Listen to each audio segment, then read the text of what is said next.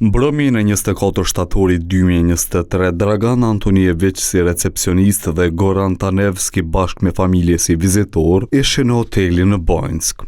Andaj për të treguar se çka po në dëgjuan në orët kur ndodhi sulmi, u thirrën në gjykatë si dëshmitar në proces ndaj të akuzuarve, Blagoje Spasojević, Dušan Maksimović dhe Igor Tollić.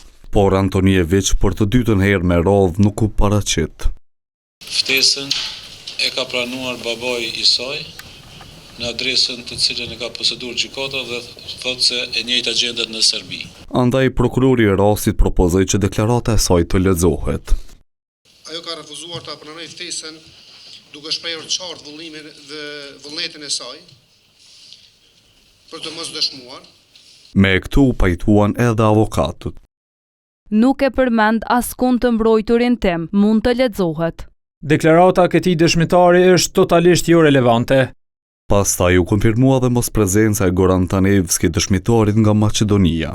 Gjykata disa herë me radhë ka bërë përpjekje për sigurimin e një videokonference me gjykatën e Shkupit, për të cilët janë përgjigjur se nuk kam poseduar pajisje, por kanë lënë mundësinë e hapur që në të ardhmen do të mund të realizohet. Por deklarata e tij u vendos që të mos lexohet. Në fakt, në kohën kur ishte intervistuar nga prokuroria vizitorit në Kosovë, kishte treguar detaje nga nota kritike.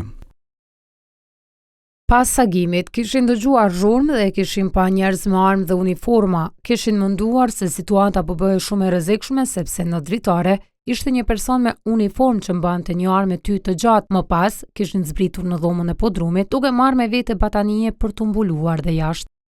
Por kur lëvizën nga bodrumi, brenda kishin hyrë të dyshuarit. Një person me uniformë kishte hyrë në hotel dhe ju kishte thënë të gjithëve që të largoheshin. Dëshmitari kishte zbritur në podrum për ta marrë familjen dhe ishin nisur të largohen. Mirë po njëjti person që kishte marrë armë me tynë të gjatë që ju kishte thënë të largoheshin, tani i kishte urdhëruar duke ju drejtuar në gjuhën serbe të ktheheshin në dhomat e tyre dhe të mos dilnin. Në këtë proces pritet të dëshmoj edhe Miloš Radosavljević, i cili si i propozuar nga mbrojtja, do të tregoj se Maksimović në notën kritike ndodhej larg Bojnskës.